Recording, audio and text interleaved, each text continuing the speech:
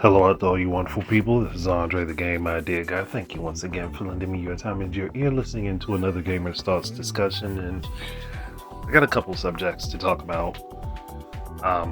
So I'm just going to try to get through them properly. Not try to rant too much.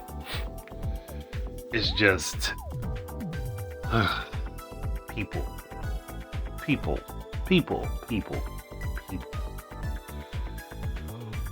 Why are people releasing the new Super Mario Bros. Wonder ROM on websites, knowing this game is going up on sale in the very, very near future, within days? Why? And it'll be these same people who'll be the ones who will complain and whine and moan and talk about how Nintendo treats things so tightly, so coarsely, that they don't have breathing room with it. Well, you want to know why you don't have breathing room with any of their stuff? Is this type of shit right here. Is this type of stuff right here. It takes you from being able to have more freedom of use with Nintendo stuff. Because the moment they start working on something, they start releasing a project, they start releasing a game, they start releasing information on anything, people want to, one, throw spoilers up, and two, steal the games. For all of these people who keep saying that Nintendo stuff is meh in quality, is not good, they release the same thing over and over again, it's copy paste, blah blah blah. For all the people that say all these things, I know many of them are also the first ones to run to a ROM site or a hacking site or whatever to get an unsigned version of those games to try to go ahead and play them ahead of time. Seen it multiple times with multiple different games and multiple different IP under Nintendo's banner. Now, I'm not saying this doesn't happen with Microsoft and Sony. I'm saying you don't hear about it. And you don't hear about it for a reason. So, if people want Nintendo to loosen the reins and, be friendly to everybody and open up more, you gotta stop doing stuff like this. Because the people that do this stuff like this and the people that go ahead and download it and reshare it and all that, you're only hurting yourselves in the long run. You're only hurting yourselves in the long run. And yeah, I know somebody's like, well, those people were going to pirate it anyway. Not everyone. Some people pirate because there's opportunity. Some people pirate because they can't afford it. I'm not mad at the people that can't afford things. I'm mad at the opportunists. But then, if you're going to download ROMs and stuff like that, why not go and download ROMs of older games that people don't play now? There is a breadth of millions of games out there. At this point, why not go get some of the older, more interesting, more intricate stuff that nobody talks about and play that stuff? Versus stealing and posting new stuff that is currently releasing.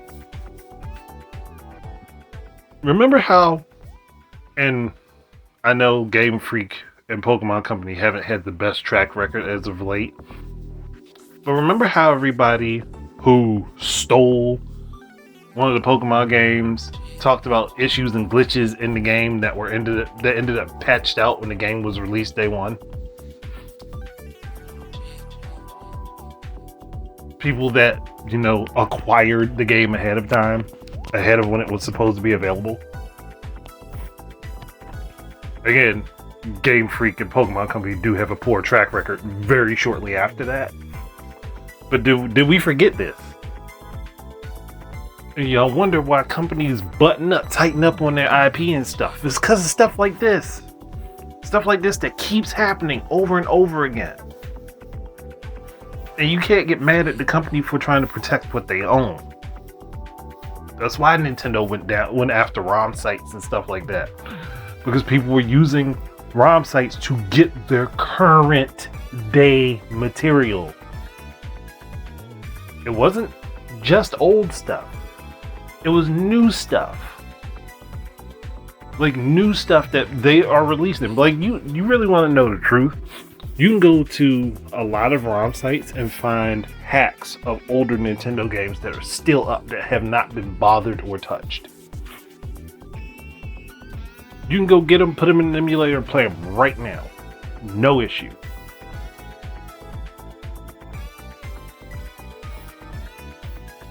But what you can't do, for the most part, unless you're really searching, is just find sites that have a bunch of Nintendo's games on.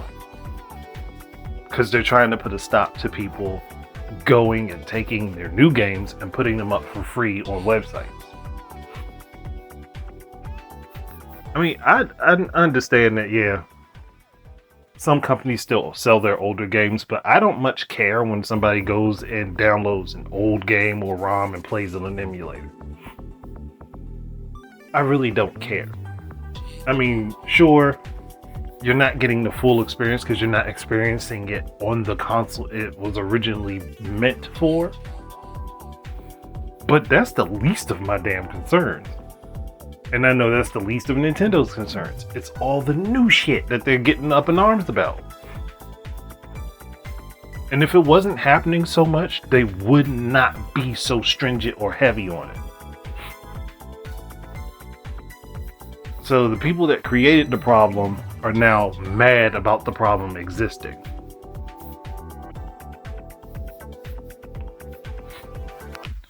And skipping from that over to a thing about HungryBox.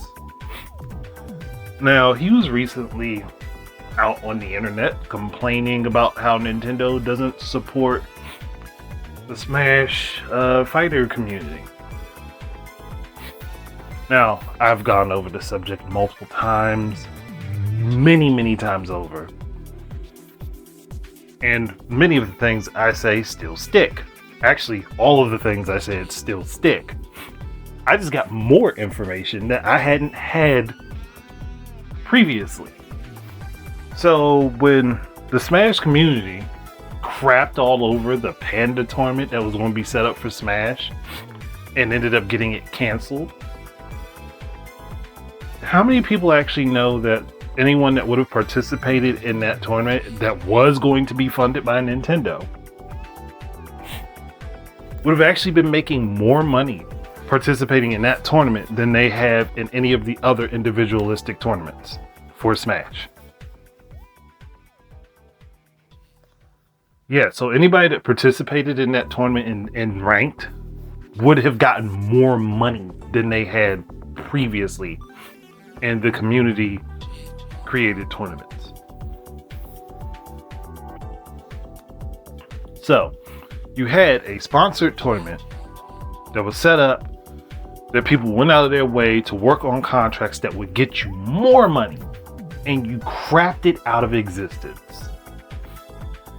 But then you have the gall to complain that the company isn't supporting you. Again, with the different accusations across many different elements of the community and tournament scene.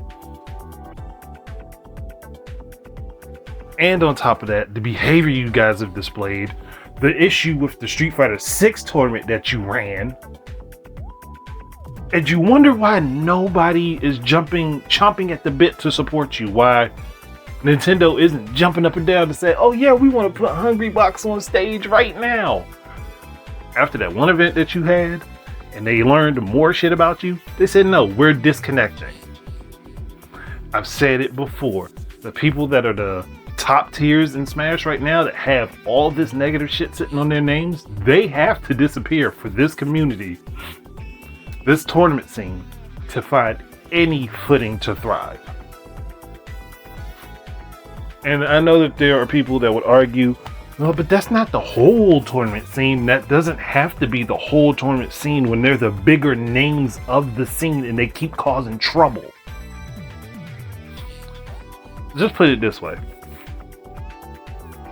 Everyone should realize that in the United States, we are not all like the president or the government or the military of the country. We're not all like those people. But those people are a representation of us to other cultures. And if they do something that reflects badly upon us, people will talk about us in general, as a collective, as a whole, even if those representatives are a small portion of the overall group. They're the faces. They're the people you see first. So of course, if they act unbecomingly or do something that has negative consequences, it reflects back upon all of us. It's not rocket science. It's guilt by association, unfortunately, but it's not rocket science. It doesn't take a lot of work to figure out or draw conclusions from the type of people that you associate yourself with, you being similar to them. So, people want all of these players in the Smash community that still have accusations on their name, proven or unproven. They still have accusations on their name and you still want them in the tournament scene. You're not going to see growth in this tournament scene, especially not with help from Nintendo. And definitely not after what happened with the Panda tournament. It's just not going to happen. You can complain, you can whine about it all you want. It's not going to change anything until the people that are the faces, that are the representation of it, change. And that's not going to happen because they have done everything in their power to make it sound like, hey, Nintendo doesn't support us. They've reached out to you multiple times and given you olive branches to build upon, but that has not worked, apparently. So, if they can't reach out to you through different means and other means and actually work something out, they're just not going to work with you. And you had someone set stuff up where Nintendo was sponsoring an event and you guys crapped all over it. And I'm pretty sure this had something to do, I'm not saying for sure, but I'm pretty sure it had something to do with the whole free Melee thing. And free Melee is its own whole bag of worms itself, with people using modified versions of Melee to play for a tournament. Even if it only added one or two things, it's still not the game that Nintendo created the way they created it. I understand that upsets people, but when you think about it, and I'm pretty sure I said this before, but when you think about it, you have to think of what it looks like to the outside consumer who doesn't know what Smash is, who hasn't played it, who hasn't been engrossed with it. I know it's highly popular in the gaming community, but that doesn't mean anybody outside of the general gaming community understands jack squat about it.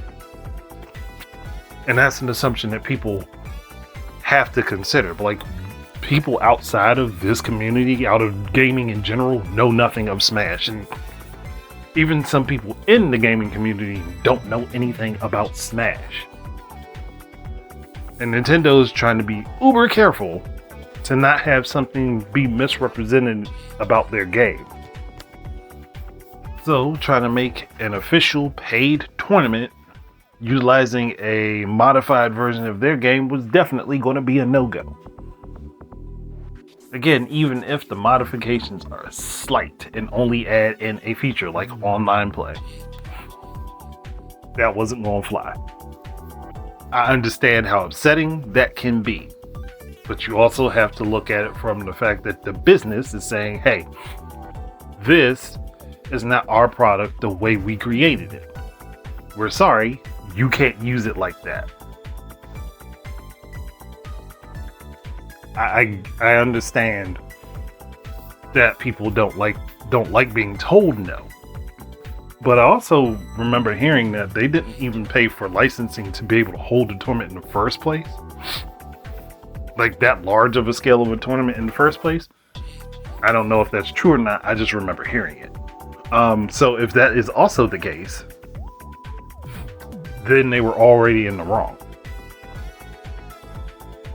Again, you just gotta look, you gotta consider what people are doing and what's going on.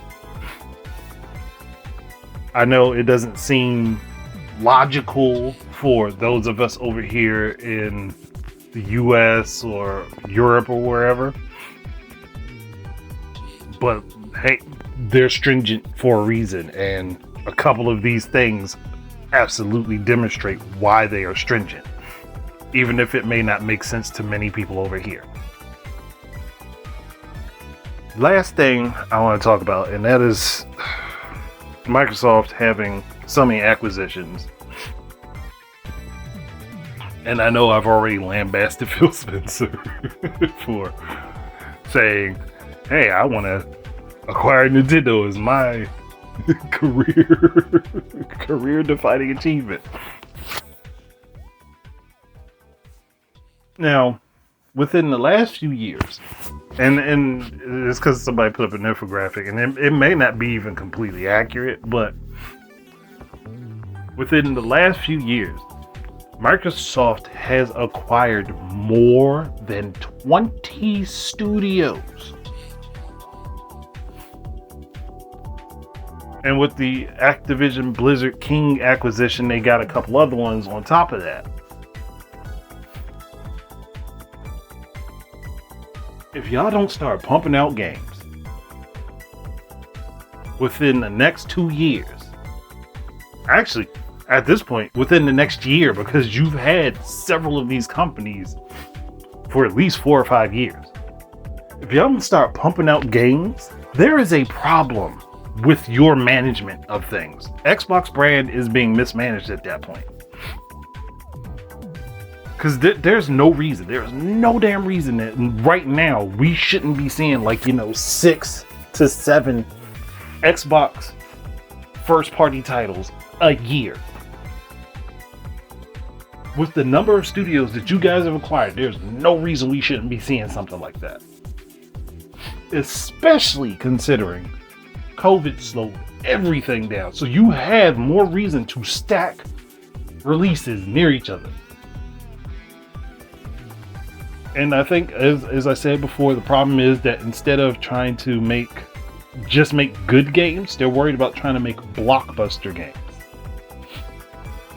And if that's the case, that's why they have such slow production. That's why their teams are getting frustrated and angry. That's why so many things are cropping up and they're having so many problems. I would rather see those teams that they acquired actually releasing some games. And I know some of the games that they released haven't exactly been the greatest. It have been flops. But you're not going to get anything better by trying to make large-scale games all the time. Your teams need to be able to, one, express their creativity in multiple different formats. And two, they'll need breaks from the bigger games. Giving them smaller projects that can take anywhere from 6 months to a year to complete and be released as a decent to good low-level game is a smart tactic. And one, pads out your library. Two, people don't complain about the lack thereof for games. And three, you make more money. I understand that, hey, they've been pushing this whole thing with Game Pass, and if you're going to do that, do that, but at least make it worthwhile when you do that by actually, making your library bigger. Put more stuff out. Not everything has to be a grand epic. You don't have to have the longest beat 'em up in the world, or one that takes the longest to complete for arbitrary fucking difficulty reasons, which really just weaken your character to the point of it taking damn near an hour to complete one fucking stage, Battletoads. Start working on different types of games. Maybe do some adventure games, do some action platformers, do some fighting games, like redo a new Killer Instinct, for fuck's sake. Goodness. There's so much that you guys could do. Hey, those avatars that you fucking made Rare actually make, do something with them. Make some games that utilize them, something that doesn't require a whole hell of a lot of work. You can make different sports games with those characters, obstacle course games. Hell, you can even put them in fighting games, a la what Smash did with the fucking Mii's. Do something. And I said at the beginning, so I wasn't trying to rant, but god damn, this is frustrating with you guys. Like, why do you have so many fucking studios that you do jack shit with? And anything that Activision Blizzard was already working on, or that Bethesda was already working on, does not count to what you were working on, because you acquired them in the process of them working on shit. So it doesn't count for them working on it under your banner, because they were already fucking working on this stuff. Start getting your teams to work on good games. They don't all have to be 70 plus fucking hours. If you make a short game that is fun, hits right to the point, that has a lot of unlockables for replay value, that would be highly appreciated. Not everything has to be a big epic.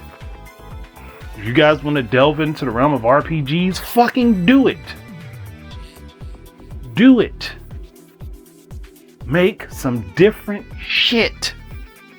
This is why the quality of the games on Xbox, as far as the ones that Microsoft has been releasing, has been dropping. Work on more different types of games. Work on more. Don't worry about the game. Don't worry about a game being lengthy. Worry about a game being good. So what if you make a game that can be completed in 5 fucking hours? Okay, you made a game that can be completed in 5 hours. Was it a good game? Was it a fun experience? That's what fucking matters. Let's worry about that. Let's not worry about, hey, we gotta make this grand scale game. Oh yeah, we're gonna do a perfect dark game and not say shit about it for years because the team's getting frustrated and mad because of how we're managing it. Let's let all of these rare IPs that we acquired stagnate. No more Jet Force Gemini. I mean, hell, Banjo-Kazooie hasn't seen a decent new game in I don't know how long. Conker's Bad Fur Day. I mean, yeah, there's no sequel to that. I mean, you have options. You have options to do things and you're not doing them. You're just sitting on your laurels, which is pissing people off, and that's why things are getting the way they are. All these acquisitions mean jack shit if you can't produce anything. If you can't produce anything good, all of these acquisitions mean jack shit. And I would not want to see you buy another fucking company until you release one good quality game that wasn't already in development. I'll say it again. One good quality game that wasn't already in development. But if you can do that, then you don't need any more acquisitions anyway. Activision Blizzard, that should be the last fucking one. Don't sign pen to paper for another fucking company. Don't. It's a waste of money if you're not actually going to put out content that's worthwhile for the people to consume off of your platforms. It's a waste of fucking money. At this point, you're reaching the territory nearing EA, potentially going to be worse than EA, because this EA is where a lot of companies went to die. And Microsoft is becoming that. Acquisitions for the sake of acquisitions does you no fucking good. None. Not at all.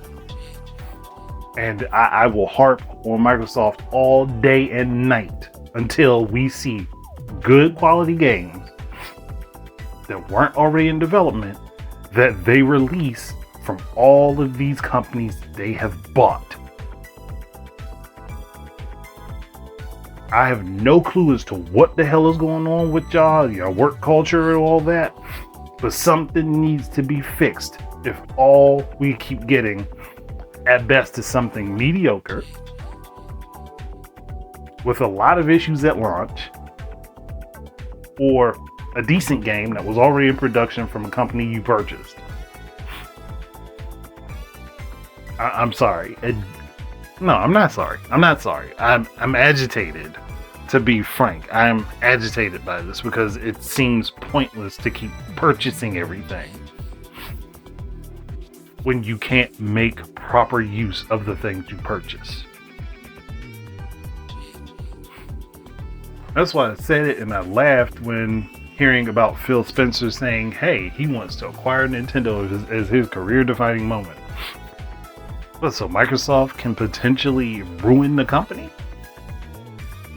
I mean, not that Nintendo's in a place where they want to sell in the first place, but still, if Microsoft acquired Nintendo today, they'd run the company into the ground. And to me, that's not worth it. It really isn't. Until they can start showing that they know how to use what they already have, there's no point.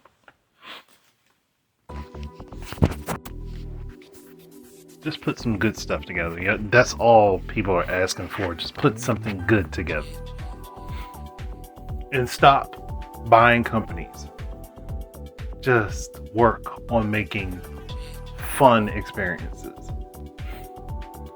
And Phil Spencer, for being somebody who is a gamer, he seems not to be able to steer the company in the direction where they can do that. For all of the copying of things that Iwata has said, it seems like he doesn't actually understand what those things meant. He just knew that they, sounded good.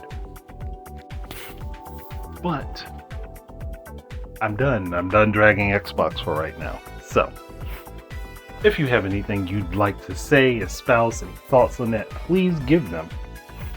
Otherwise, thank you guys very much for listening, and keep your eyes and ears out for more stuff from me. And until the next time, enjoy your games, and peace out, everybody.